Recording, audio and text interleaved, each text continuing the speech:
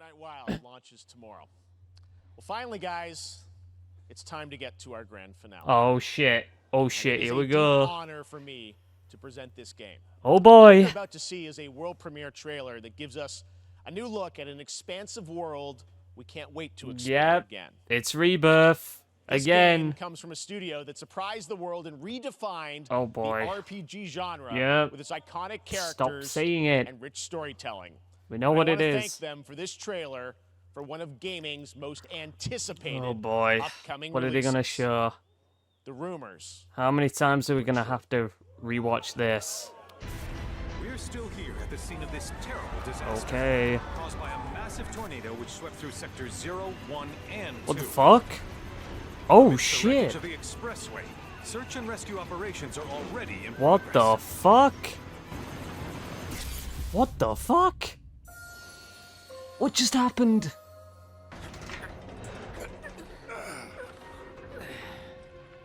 Wow. Just look at it all. It's so green.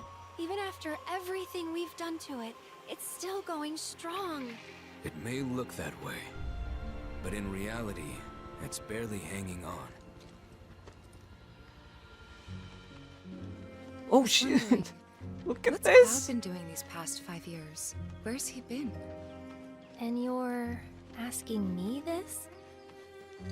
This is gonna sound crazy, but Chocobo as farm! far as I know, Cloud was never in Nibelheim 5 years ago. Look at this shit! The life stream. Cosmo Canyon! It is the Bugenhagen! essence of our star. Bugenhagen! The blood coursing through its planetary Look at him! veins. According to Hojo, they're connected to Sephiroth. Shadows of the Man, I believe he called them. Is that Vincent? That's Vincent. Sephiroth was in Midgard. Calm! We fought him. Whatever happened, he's alive. But why come back now?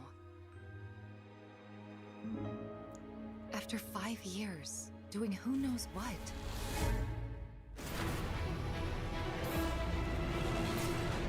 Well now, think we woke it up. Angered it, more like.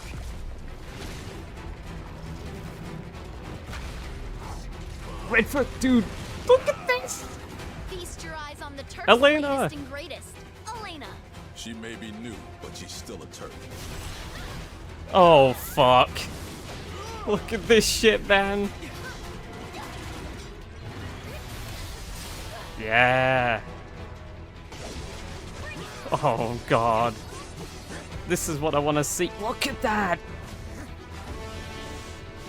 The music as well.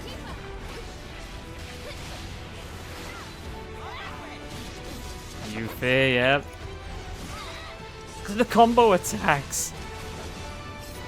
Oh my Christ, dude, there's gonna be so much to talk about. Keep her away from me!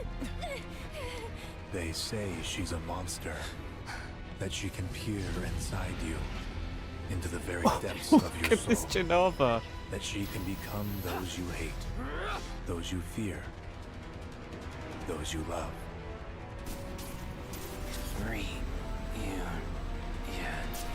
Cloud, no. You murdered my dad! You burned my village! You know that I killed her. So, who is she? Oh my fucking Christ, that looked insane! Oh god. Early 2024 on 2 discs. There you have it. That was Okay, Final Fantasy well, VII they've Rebirth delayed coming it, early but 2024 2 to discs. PlayStation 5. Nomura-san, thank you so much. All right, that's going to do it for Summer Game Fest, our live showcase. But that is not the end of Summer Game Fest. Stay tuned this weekend for updates on many more games during SGF Play Days, a hands-on event for media here in Los Angeles, including Cyberpunk 2077, Phantom Liberty, as well as the Xbox and Bethesda showcase on Sunday. Right now, though, stay tuned for Day of the Devs from I Am 8-Bit and Double Fine, which celebrates the independent game culture with a number of new game reveals over the next hour. We'll see you this summer, later this summer on August 22nd for Gamescom opening night live in Germany, and again in December when we come together here in Los Angeles to celebrate 10 years of the Game Awards. Thanks for watching, everyone. We'll see you soon.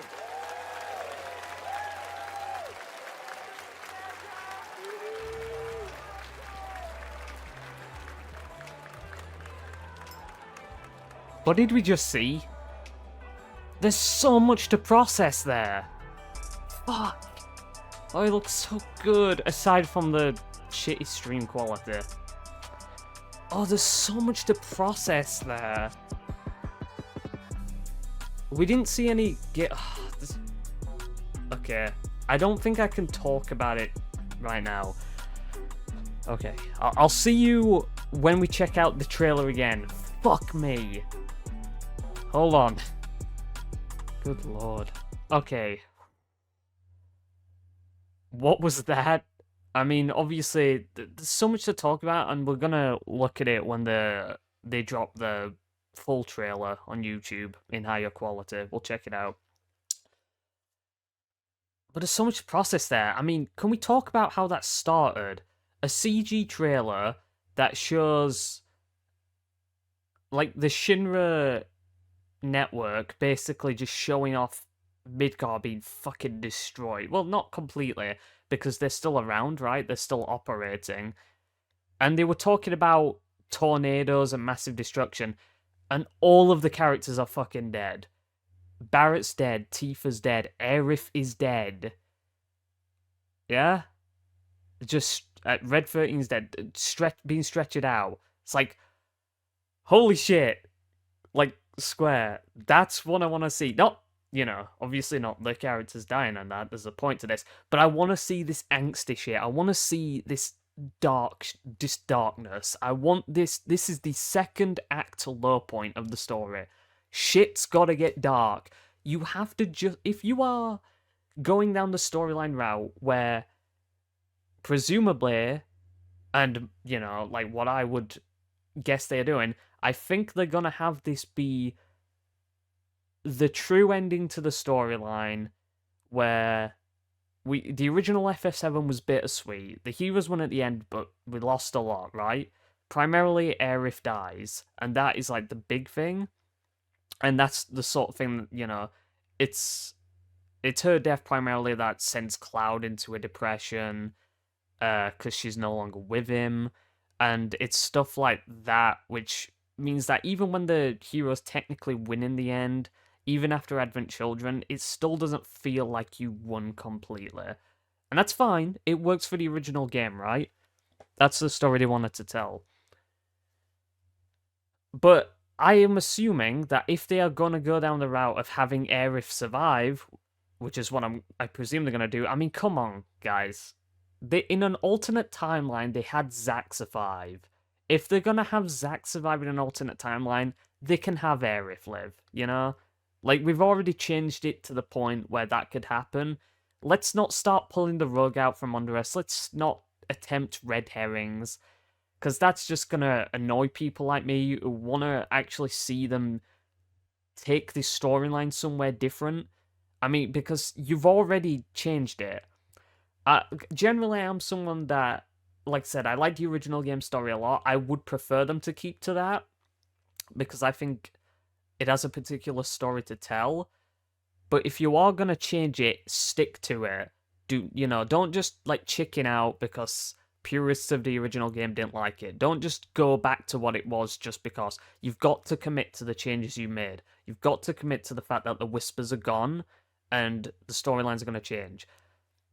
But what I'm saying is, if you're going to have a storyline where someone like Aerith survives, that's going to be quite hopeful and optimistic, and I think it's going to be almost a classic good guys win in the end. I don't think it's going to be a bittersweet ending. However, because the entire point, I think, is that the heroes, and particularly Aerith, because of her connection to the live stream and the fact that she's the one that matters the most in all of this, she's going to wipe out Sephiroth completely from the live stream. He's going to get just completely erased, but he's also going to become a lot more powerful as a threat throughout the story. So, again, stakes getting higher, right? But I don't want, like, if they're going to have the hero survive and we get a super wholesome good ending, you've still got to hit us with some dark stuff in the storyline. You've got to mix it up a little. You've got to have scenes like that cinematic at the beginning. Because I saw that and I was like, what the fuck? What am I looking at? I mean, I like to see this, but I also don't. I don't want to see the heroes die. But I also do. I'm conflicted, right? So that's just the first scene, and obviously the CG looks great. We see some gameplay of Red 13, which is awesome. We'll look more into that when we actually get the trailer through. We see like some combo attacks and everything like that. The world looks great visually. Obviously, you can tell there's still some visual kinks to sort out, but it's coming out early 2024, so start releasing this year, which is a bummer, but I mean, that's kind of good for me, because one of the things I'm doing right now is I'm doing my critique for the FF7 remake. Pushing that back basically just means I have more time to complete it, because all I want to do is complete it before Rebirth releases, so we have that. But there's like combo attacks that we're seeing. You know, we've seen a bunch of the newer party members. We've seen them get to fight and everything, so that's awesome. I think I heard Vincent in there when he was talking about Hojo. I think I heard him in there. There was also there's that scene where Cloud like opens the door to the outside and Aerith talks about how everything's green and that. I wonder, because maybe when we pause it, I'll try and when we watch the actual trailer again, maybe I'll be able to visualize where they are in the game better, because like I said, that was an overload of content. Great, there was so much in there. It's gonna be tough to process, man. And like I can't, I need to like take it piece by piece. Then we had like a bit of the flashback to the Nibelheim sequence. They're all sat in the room in the hotel in Calm, talking about the past, which is exactly how I visualized it, and it looks so cozy, and that's the sort of thing I want to see. I love seeing all the characters just. It seems like such a simple thing, but I just like seeing all the characters running around next to each other, like on the chocobos when you go to the chocobo farm, and just running out in the wild and fighting enemies. That's what I want to see. That's all I wanted to see. You know, for me to instill faith in me, and that shit's looking fire, man.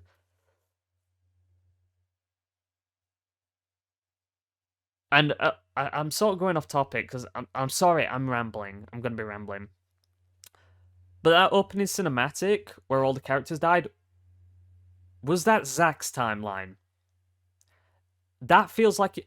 So I'm not gonna go into it here. I will be talking about it in my critique whenever that drops. But I do have some theories on how I think. I think there might only be 2 timelines. I don't think there's like hundreds of timelines opened up. I think there's just 2.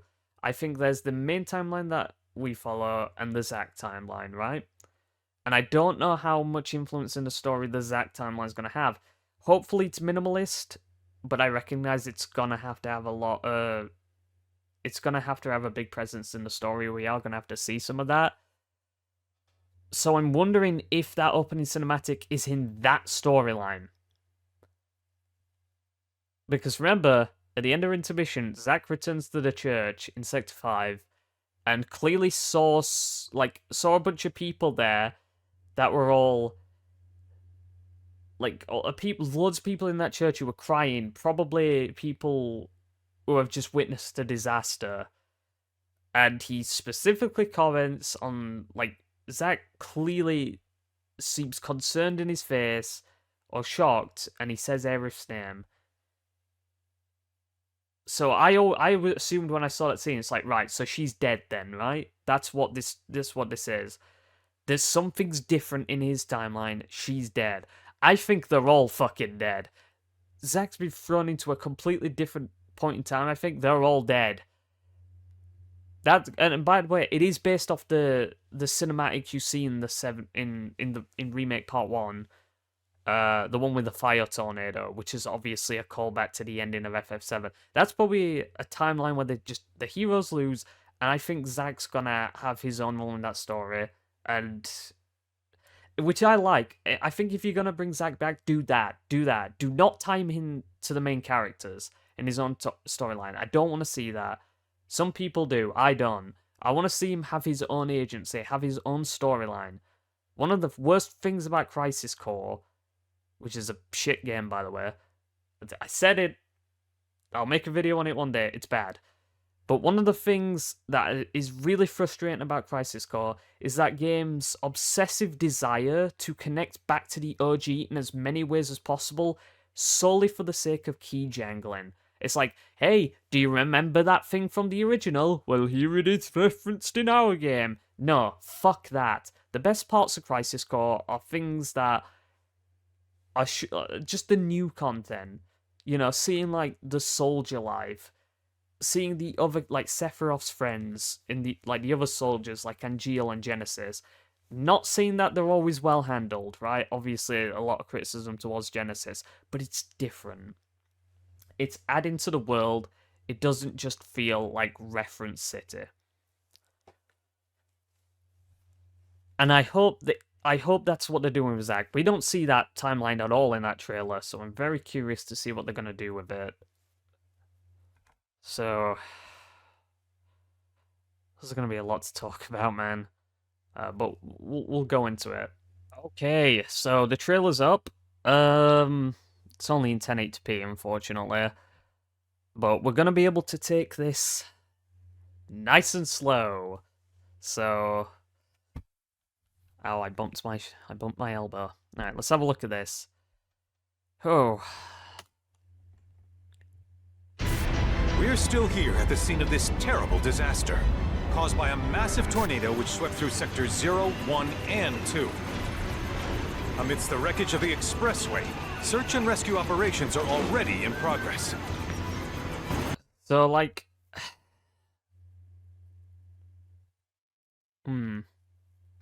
I mean, no, I already talked about it.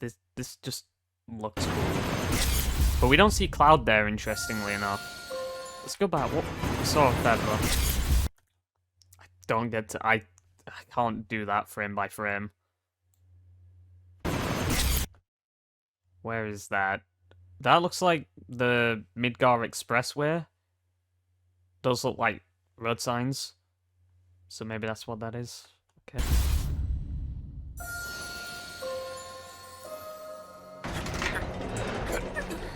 So where is this leaving the Mithril Cave? Maybe? Where is this? This could be this could be thousands of different places. But it's cool that the whole party's together. Wow. Just look at it all. They all look so cool. I can't tell.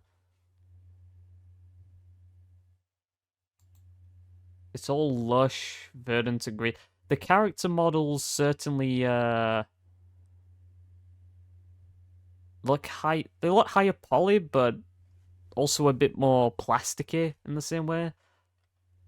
I think it's going to be tough to tell until we see it in game. Just look at it all. It's so green. Even at this all kind of looks new. This all kind of looks new to me. I can't quite pin down any landmarks. So maybe it is after leaving the Mithril Cave. Maybe.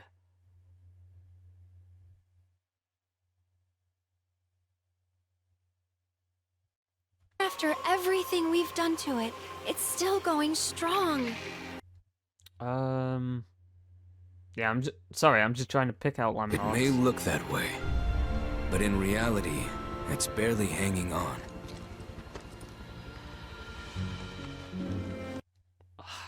Look at all the party members running around.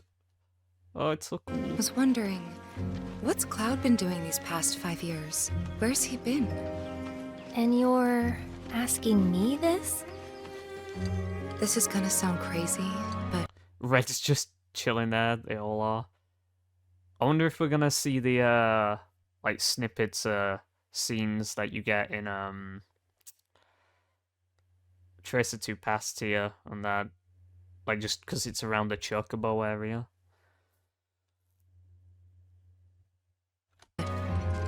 As far as I know, Cloud was never. They're all on it. They're all on them at the same time. What's this down here? Scent, scour. So Chocobos have their own like command menu for certain things. Okay. What's...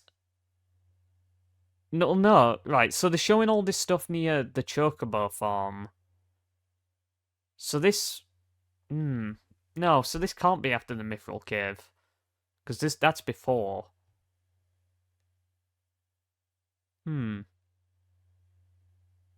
So maybe you're just leaving Calm? Or there's a different location you have to go through? I don't know. Never in Nibelheim 5 years ago.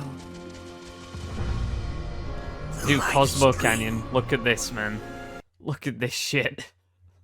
Look at how cool this looks. It is the very essence of our star. My boy Boogan. The blood coursing through its planetary veins. So good looking. Where's this? According to Hojo. Where is this? Is this under Nibelheim? That would probably make sense. Because all the crystals and that. And I think we're hearing Vincent's voice, which means we're already pretty far. We're pretty far along, because my theory is that Rebirth will end just after the Northern Crater, the first time you visit there. This is another thing I'll touch upon in my critique. Just where I think Rebirth's going to end on that. So that's where I presume it's going to end, and I have my reasons why, which I won't touch upon here. So this does confirm that we're pretty far along, and I think this all seems to fit my prediction. It would also make sense that if this is in under Mount Nebel, because I think this is Vincent speaking. They're connected to Sephiroth. Shadows of the Man, I believe. What's that around there? You could call the Chocobo in the bottom left there. Yeah, because he's talking about Hojo, so this has to be Vincent. Called them. Sephiroth was in mid. Right, we have Calm. Look at how quaint this looks. Though I don't know if my prediction about the transition to the Nibelheim flashback is gonna be here, but look at how quaint this looks. Guard, we fought him. Whatever happened, he's alive. But why come back now? After 5 years, doing who knows what? Oh, it's Tisman. Well, that would also maybe confirm that Northern Crater is going to be the last part, considering we see that cinematic there, maybe. So what's this? This looks like it's in... If this is in Mount Nebel, then what is this? Well now, think we woke it up. Like an Earth Elemental? Angerhead, more like. I can't tell what this is. Alright, we've got some visuals. Vengeance mode is Red's unique ability.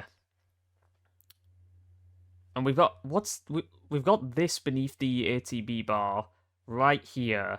What do you think that represents? Is that maybe the amount of co-op attacks you have, perhaps? Very possible. It seems like there's a summon materia here. The commands menu, maybe just to indicate that the summon's available. This is not the materia keeper, unless it is, and it's not like a weird spider thing anymore. Feast your eyes on the Elena! Is this in Junon? Maybe? Yeah, Elena looks really good. latest and greatest, Elena. She may be new, but she's still a Turk.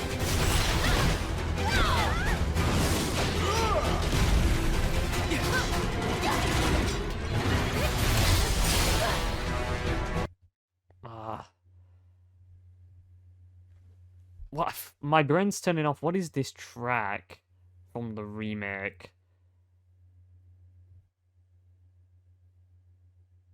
Oh, it's the Valkyrie. It's the Valkyrie track. That's what it is. Oh, look at just look at how nice this looks to explore. Oh, why do I have to wait till early 2024, man? Why? Look at this. Yeah, it does still seem like it's going to be 3 people in a party at once, which is how I'd expect it, I suppose. It's pretty logical. Let's just back it up. What are these enemies? I can't really see because the bitrate's very bad. I can't...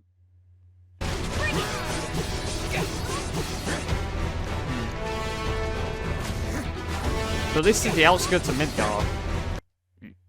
No, dude, what am I on about? It's fucking Junon. Dude, the cannon, the high wind, that's the high wind, boys. This is Junon. I don't know why I assume Midgar, just because of all the mechanical stuff, I suppose. But you're not, I mean, I suppose, can you head back near Midgar, or are they not gonna let you do that? That's Junon. Oh, dude, look at it. It looks so good visually. Just look at the time of day and that. Oh, help.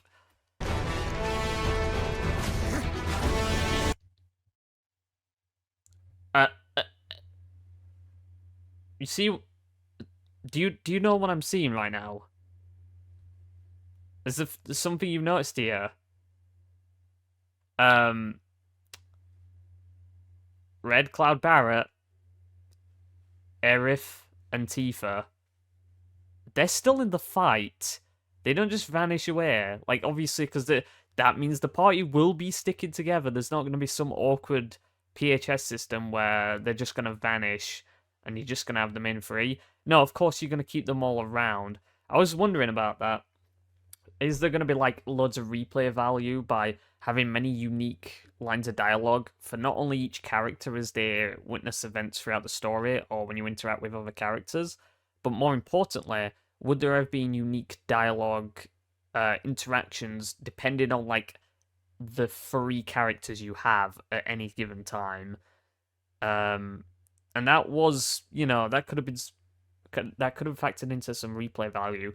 So are these characters simply gonna stand just away from the enemies and let the main 3 deal with it? Or can you swap them in? Are you gonna be able to sub them in like Final Fantasy X? Are you going to be able to do that? Because that is a big question of mine. Oh boy.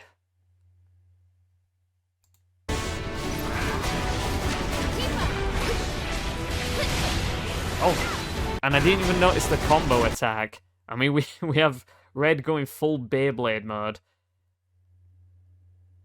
And Aerith is setting up some magical attack. Oh, hold on. I don't know if we're going to be able to see it shift. Look at these little tally meters down here. Let's see if one drops when they use this combo ability.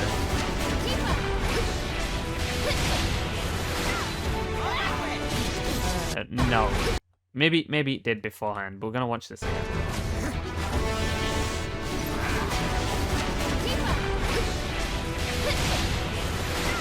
Oh, that's sick, man.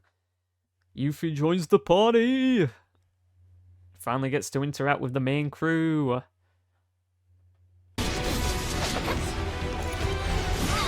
Oh my god, they're all gonna have unique interactions, man. Oh, it's these pig enemies from Crisis Core. I remember them.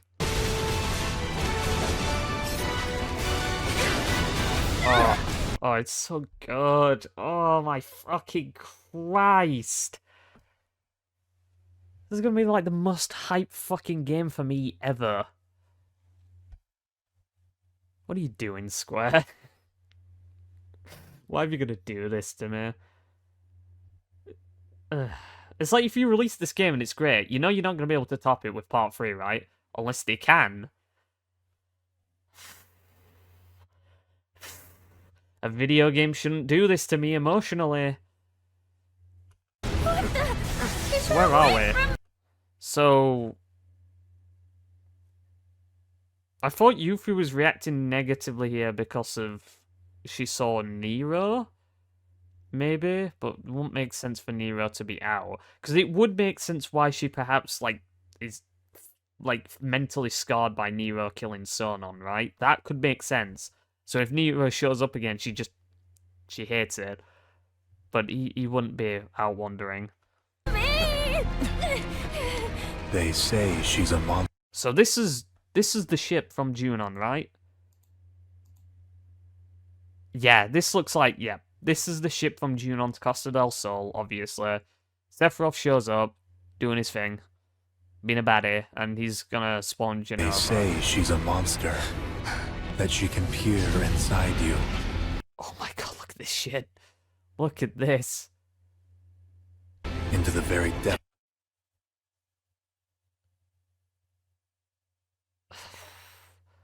of your soul, that she can become those you hate. Lasers and shit. Those Did you he improve some of the your animations soul, there on the dodge? that she can become those you hate. Ooh, you see the little fucking Bloodborne dodge from Cloudo there? Into Look the at very this. depths of your soul. Watch him. That she can become Look those at that. That little twirl. Okay, I see you, man. He did the thing Aerith does in part 1. She does a little dainty twirl. That looks cool. you hate, those you fear. So, sorry, let's hear the dialogue again. Let's go back. That she can peer inside you, Genova, into the very depths of your soul. That she can become those you hate, those you fear, those you love. Right. Yeah. That makes, yeah, that's Genova. That lines up. Green. Yeah. Cloud, no. You murdered my Nibelheim. dad! You burned my village! Look at this shit. Look at... Oh, poor Tifa. Oh, no. Look at this shit. Just manhandling her. Good lord. Giga Chad. Also, don't fuck Nibelheim up, Square. You already did that in Crisis Core. Don't fuck up Nibelheim. No, don't do that. Just keep it as close to the way the original describes it as possible, with some tweaks. Okay. Some improvements in areas if you can, but be careful. I'm watching you. That I killed her. So, who is she? So this is... Right. So this seems to validate my point about this ending in This seems to validate my point about this game potentially ending in the Northern Crater after the first trip, because what is Sephiroth doing right now? He is taunting Cloud, he's manipulating him by lying to him about what happened at Nibelheim. Now, I presume he's saying, I killed her. Like, he's saying, see, I killed Tifa, so maybe she's just Genova. Maybe she's just manipulating you. She's clouding your mind. It's all, you know, you don't know what to believe. It's all flumpy. It's all flumpy in your head. That's what I assume this is. And again, that would make sense if he's saying all this on the first trip to the Northern Crater. So, yeah. That's where I think it's gonna end. It's also interesting. And that's where it ends. Okay. And then we've got early 2024, which was kind of expected. You expected them to potentially delay it. I don't like how vague it is to say early. But, you know. Maybe March, perhaps. The interesting thing is the 2-disc part. 2 discs. Very interesting. 2 discs. Is that how big it is? very, very interesting. I am very curious to see what they're going to do with that. Because then some people might argue, well, why didn't you just make one big game following this story, but just put it on like 5 discs, you know? That's 2 disc. We're going back to the 2-disc format. I'd like to remind everyone, it's 2023. When was the last time you saw like a single player game loaded across 2 discs or more? That shit's old. That's like old turn-based RPGs. The original game did that. I think FF8 had 4 discs. Or was it FF9 that had 4 discs? No, I think it was 8. This is something we've seen before. And obviously some games, like even a decade ago, would have 2 discs. But like, that would often be like a single player component and then a multiplayer component. You'd have like I think Assassin's Creed 3 had its single player on 1 disc, and then it had its multiplayer on the 2nd disc. I think, anyway, if I recall correctly. If I recall back to like 2012 when that game came out.